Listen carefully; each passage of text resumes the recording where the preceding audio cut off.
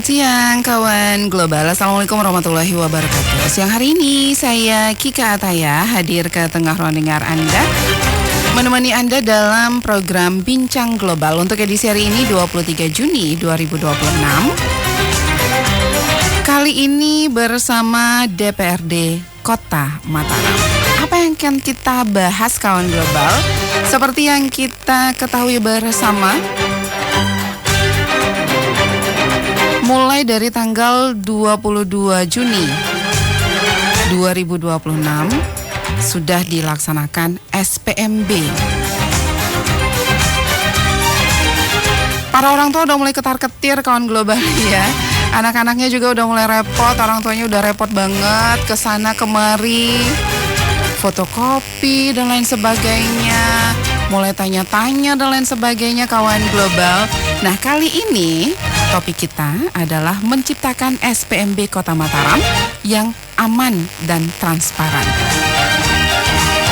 Anda juga bisa menyampaikan keluh kesah Anda nantinya, kawan global. Kami akan berikan kesempatan nantinya untuk Anda di 087865110035 atau di 081339909670, baik melalui telepon ataupun WhatsApp.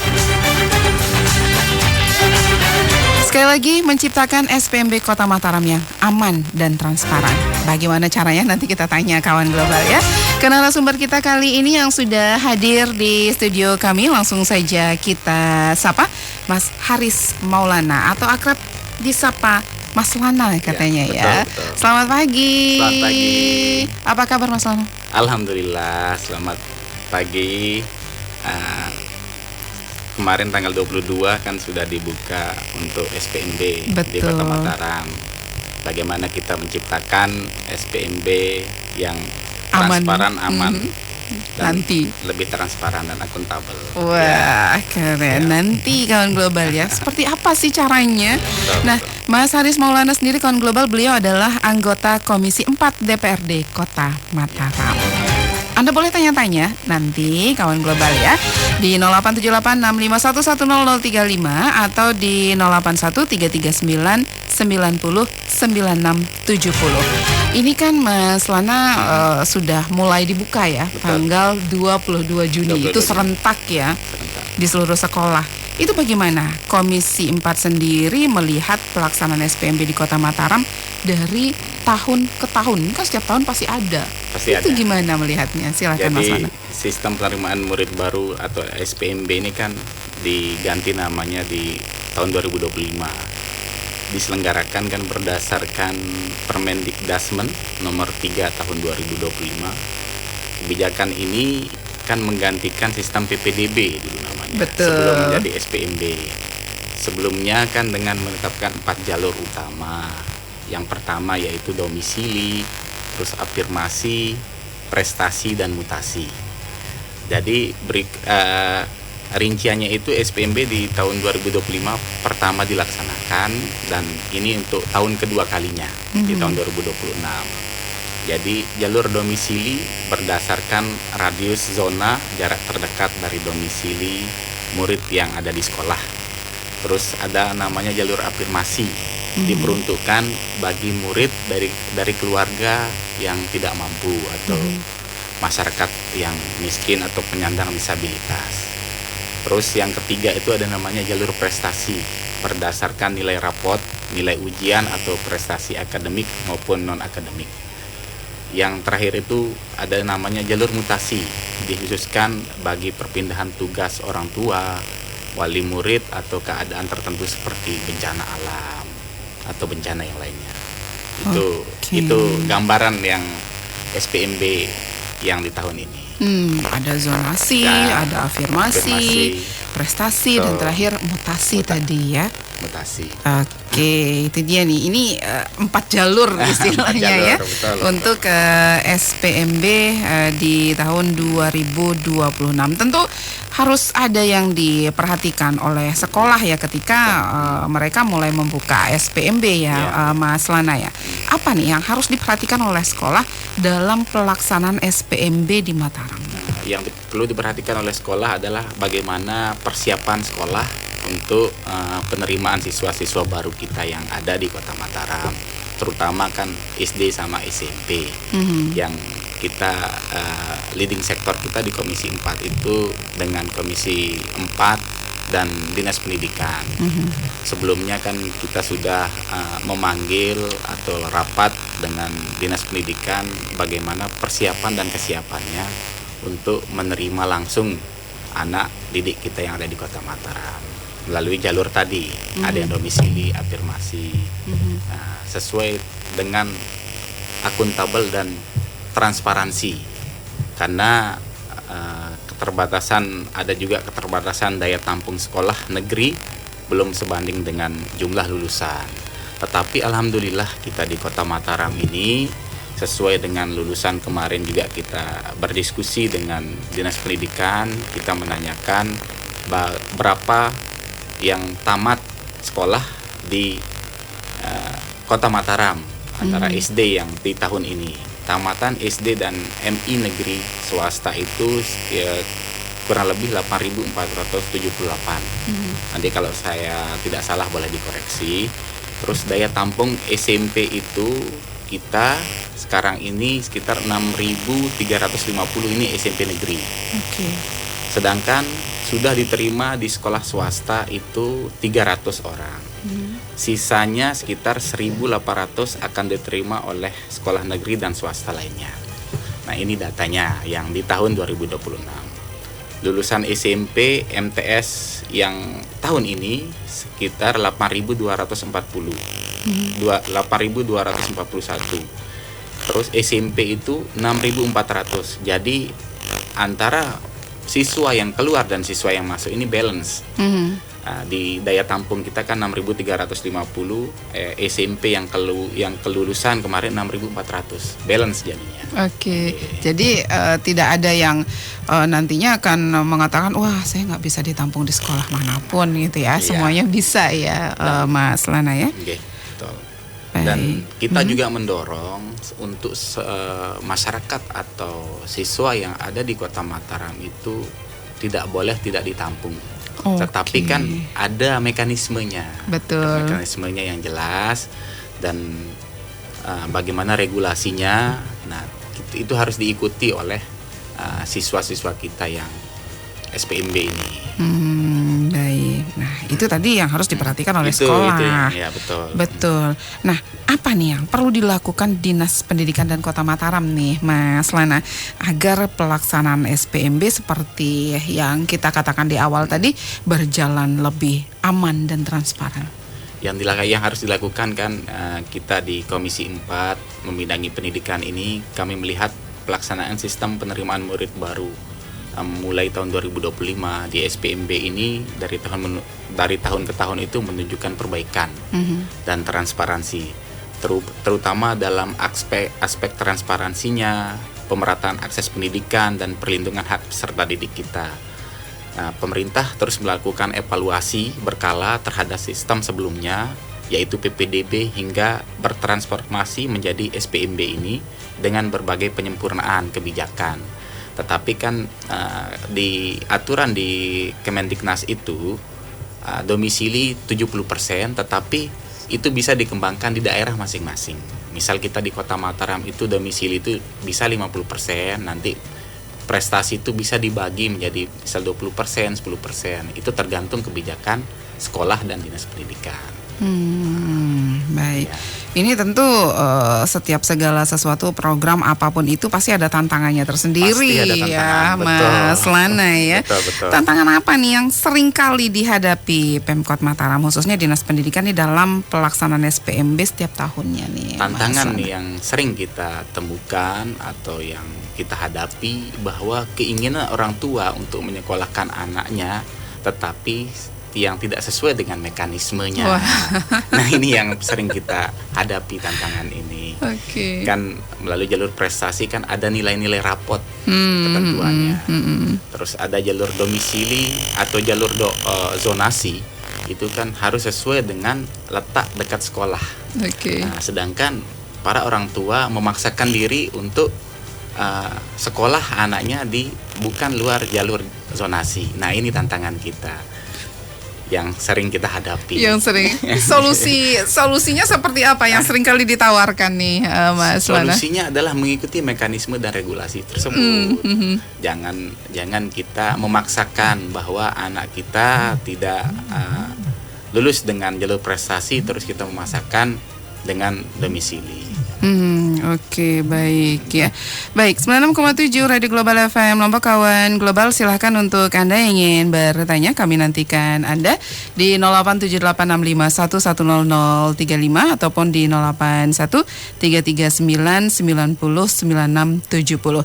Ini Mas Lana, ini seringkali memang kita setiap tahunnya itu mendengarkan adanya ketimpangan yang terjadi antara jumlah siswa yang sekolah yang ini sama sekolah yang ini. Ini gimana cara mengantisipasinya nih, Mas Lana? Kalau misalkan terjadi ketimpangan jumlah siswa antara sekolah satu dengan sekolah lainnya. Nah, ini kan mindset atau persepsi.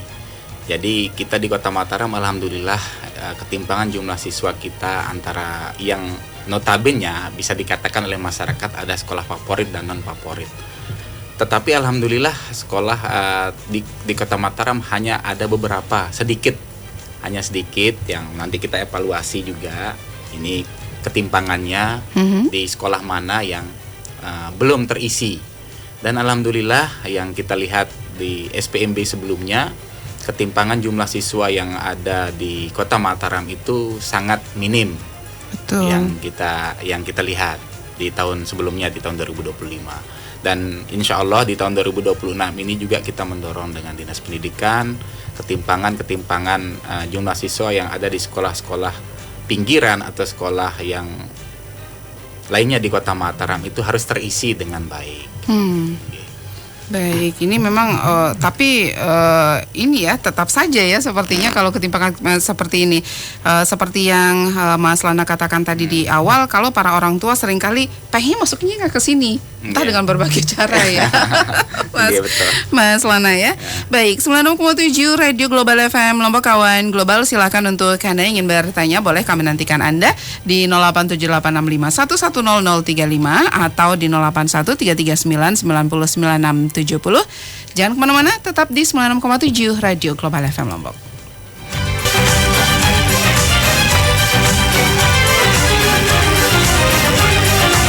Oke, 96,7 Radio Global FM Lombok, kawan global. Masih di bincang global kita untuk kali ini, masih membahas mengenai SPMB Kota Mataram yang aman dan transparan. Kawan global, masih bersama Mas Haris Maulana, anggota Komisi 4 DPRD Kota Mataram. Untuk Anda yang ingin bertanya, boleh kami nantikan Anda di 087865110035 atau bisa juga di 081339909670, baik melalui telepon ataupun WhatsApp kami. Nah, tadi sudah dijelaskan oleh Mas Lana gimana nih caranya mengantisipasi terjadinya ketimpangan jumlah siswa antara sekolah satu dengan sekolah lainnya ya, Mas Lana ya.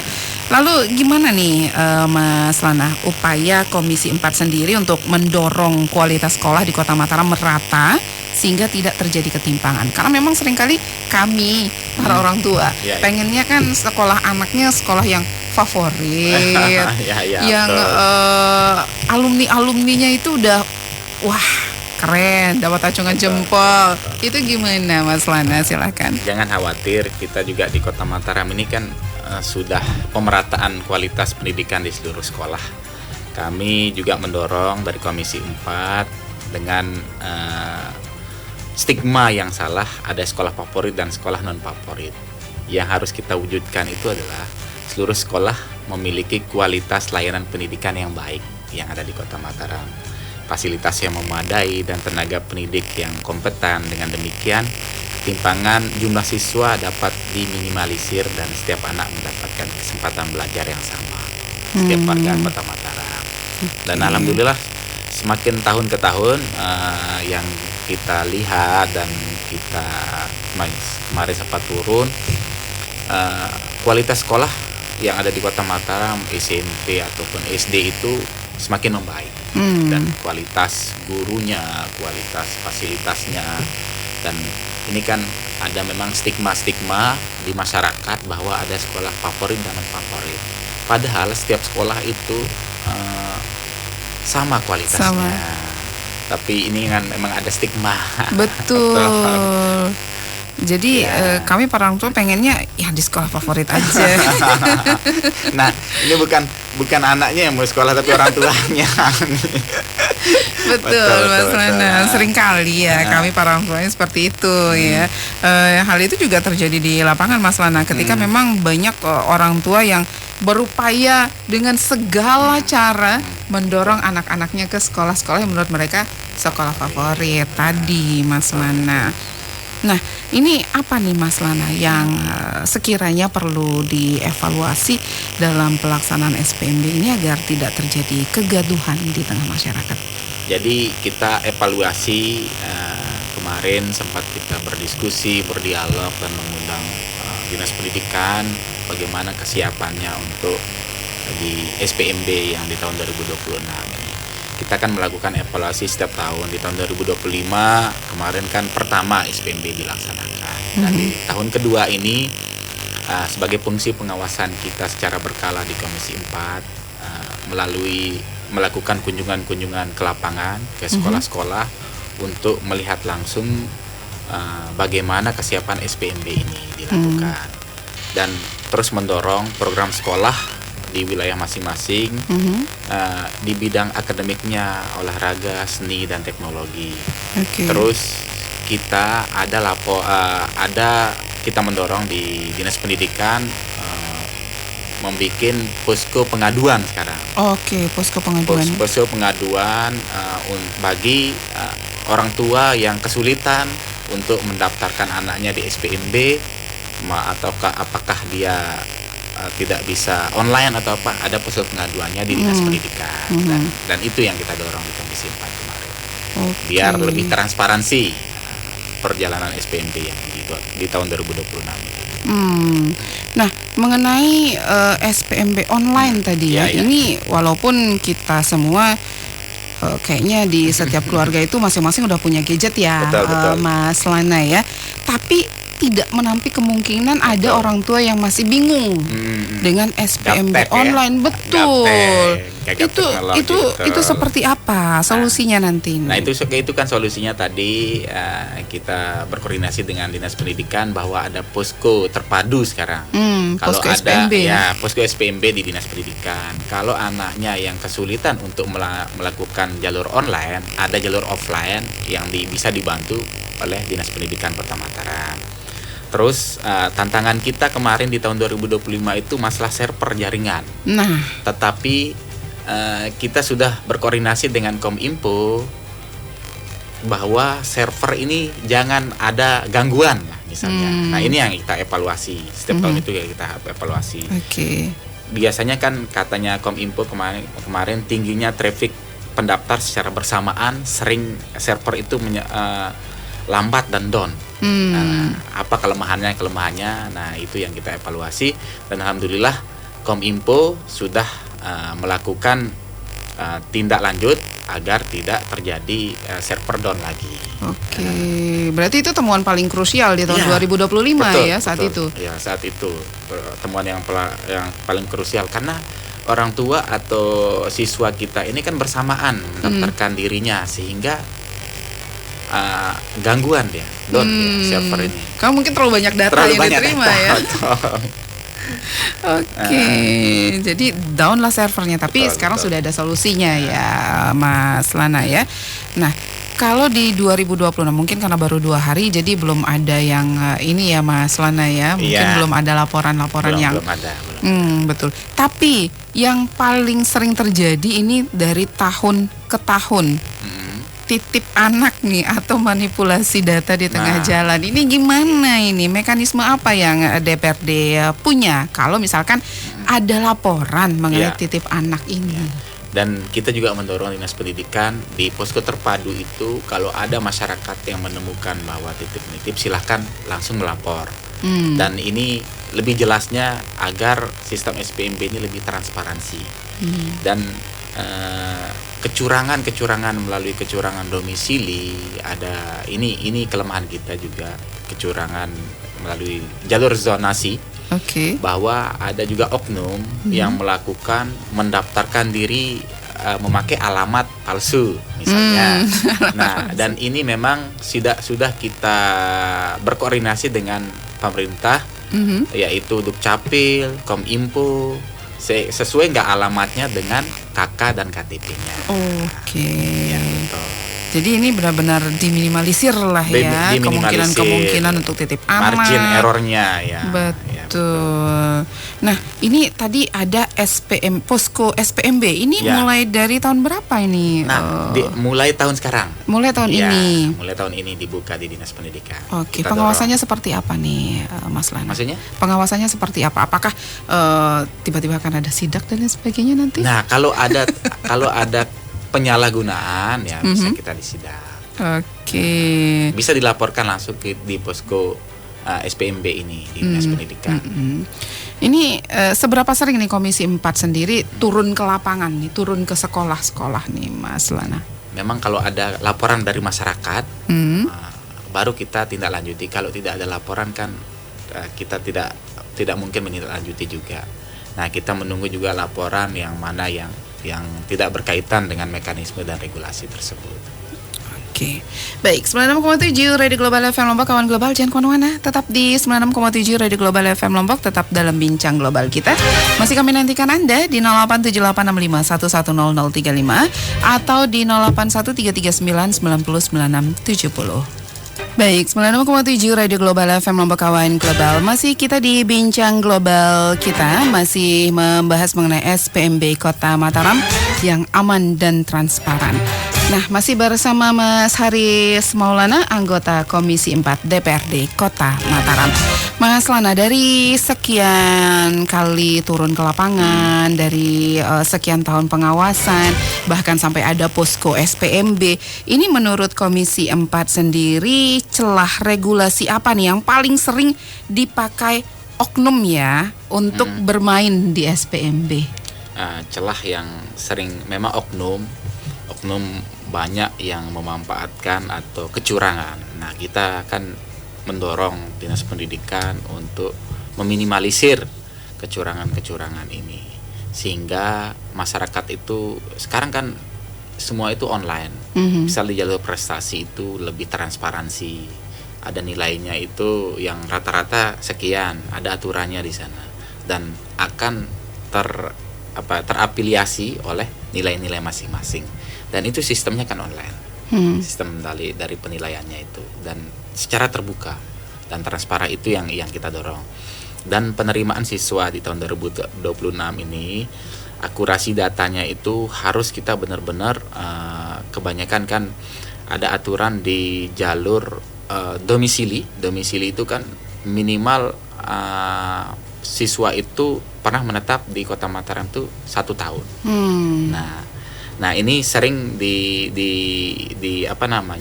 dilakukan oleh pihak-pihak oknum memanipulasi. Tetapi kan kita terus berkoordinasi dengan Dukcapil dan Kominfo sehingga tidak ada kecurangan. Betul. Ada satu pertanyaan, Mas Lana. Selamat siang Pak, izin bertanya, apakah yakin SPMB ini benar-benar transparan?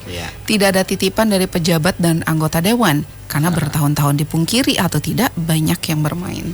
Ya, betul. Ini kan hanya oknum saja, tetapi kita kan lebih terbuka untuk secara profesional agar tidak ada titip-titipan.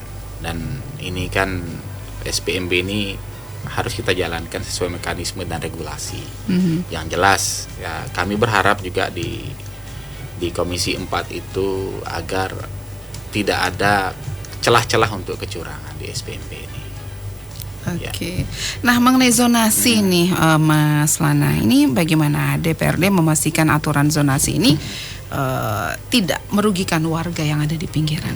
Melalui aturan zonasi itu sudah ditentukan oleh Dinas Pendidikan. Misal di sekolah yang ada di Selaparang itu SMP 1 atau SMP 2, SMP 6 itu kan zonasi terdekat, dan memang ada, walaupun misal SMP 6 itu walaupun berada di Kecamatan Selaparang misalnya, tapi ada kuota untuk masyarakat kita yang ada di Kecamatan Ampenan. Ada sudah dikirimin saya kemarin regulasinya oleh Dinas Pendidikan, dan Komisi 4 membahasnya bersama. Oke, duduk bersama, dibahas bersama ya. Betul. Jadi benar-benar semuanya terjangkau. Baik.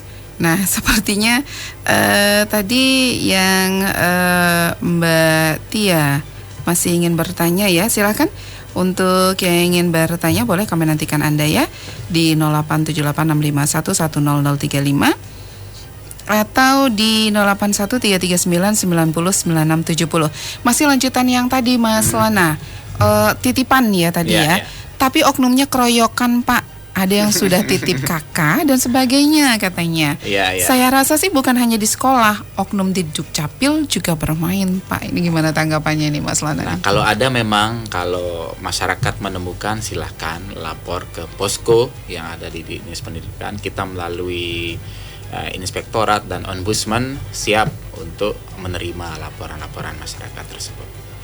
Tenang aja, langsung lapor dan aja kita ya. Kita juga di Komisi 4 siap menerima laporan masyarakat. Kita sama-sama memantau bagaimana berjalannya SPMB di tahun 2026 ini. Oke, berarti Komisi 4 bukan cuman mau berjalan sendiri, tapi masyarakat juga diharapkan memantau bersama.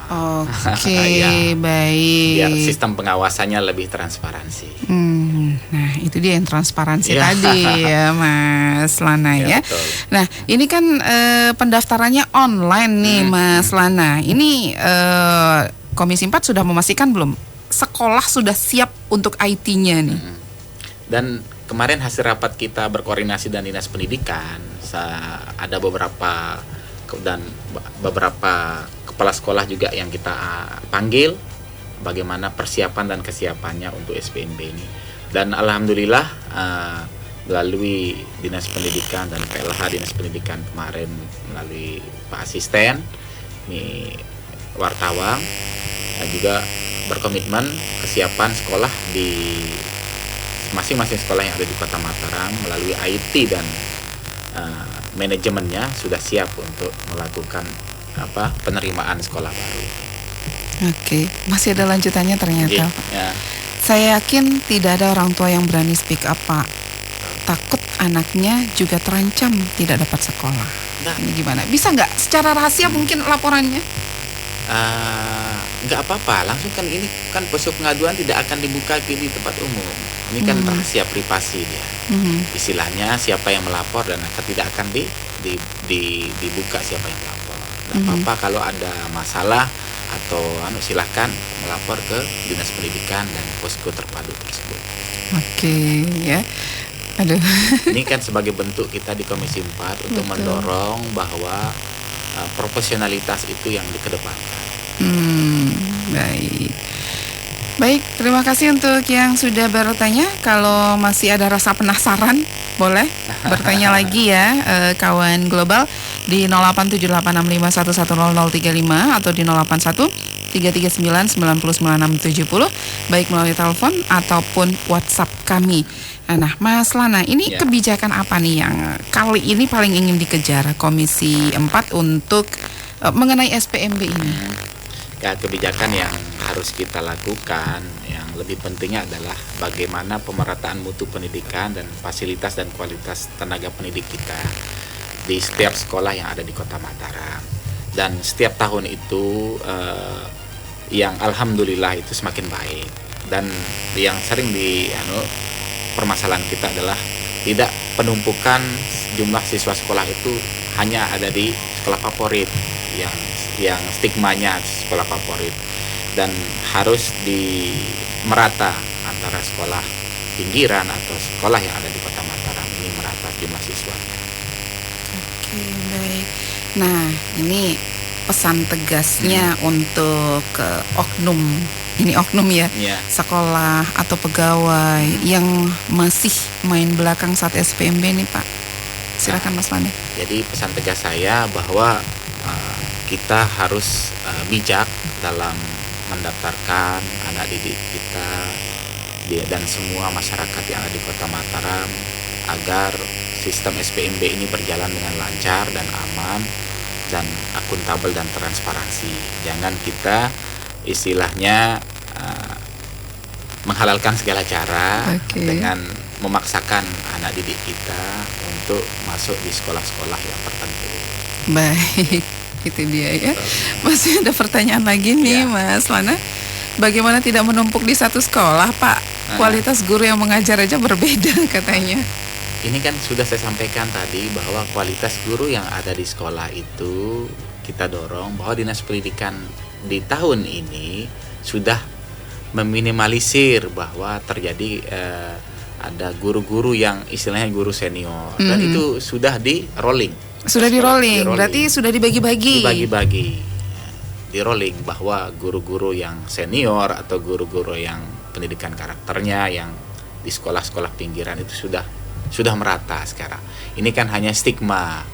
Dan memang kita tidak pungkiri bahwa fasilitas yang ada di sekolah-sekolah yang stigmanya yang dikatakan bahwa sekolah favorit itu kan memang lebih duluan. Tetapi pelan-pelan ini butuh proses bahwa sekolah-sekolah yang ada di Kota Mataram ini kita pukul rata untuk fasilitas-fasilitas penunjangnya.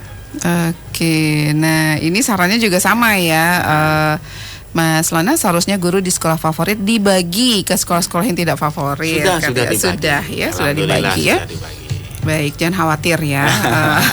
Untuk para orang tua, jadi sekarang sudah dibagi, semuanya sudah di rolling.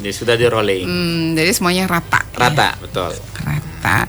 Nah, sekali lagi mungkin Mas Lana, ini bagaimana masyarakat Kota Mataram bisa ikut mengawasi bareng nih. Jadi ketika ada satu permasalahan tidak cuma menyalahkan pemerintah. Nah, kita bareng-bareng untuk mengawasi masyarakat, ada melalui posko-posko terpadu. Silahkan melapor kalau ada penyalahgunaan agar masyarakat kita itu terbuka, dan silahkan bagi masyarakat yang anaknya atau mendaftarkan dirinya melalui jalur prestasi domisili, silahkan dibuka. Dan kita menjamin dan kita dorong di Dinas Pendidikan bahwa anak-anak kita yang ada di Kota Mataram, yaitu SD ataupun SMP, harus layak sekolah di Kota Mataram. Oke. Terakhir sebelum kita pamit, Mas Lana, harapan Komisi 4 sendiri untuk pelaksanaan SPMB Kota Mataram ke depannya seperti apa? Harapan saya melalui jalur SPMB di setiap tahun ini meningkatkan kualitas, terus sosialisasi, memperkuat sistem verifikasi data, serta kita bisa membuka ruang pengaduan yang responsif agar setiap persoalan dapat diselesaikan dengan cepat dan tepat. Selain itu, pemerataan kualitas pendidikan antar sekolah harus menjadi perhatian bersama. Dan ini alhamdulillah sudah dilakukan dan kita terus memantau dan agar meminimalisir terjadinya penumpukan siswa yang ada di sekolah. Baik. Terima kasih Mas Lana sudah hadir di studio kami. Semoga memang pelaksanaan SPMB Kota Mataram di tahun ini itu benar-benar aman dan transparan. Itu yang kita harapkan. Amin. Terima kasih Mas Lana. Assalamualaikum warahmatullahi wabarakatuh. Waalaikumsalam warahmatullahi wabarakatuh. Dan kawan global, terima kasih untuk Anda yang selalu setia bersama kami di 96,7 Radio Global FM Lombok. Waktunya kami pamit. Assalamualaikum warahmatullahi wabarakatuh. Selamat siang dan sampai jumpa. Global FM Lombok, Radio Berita.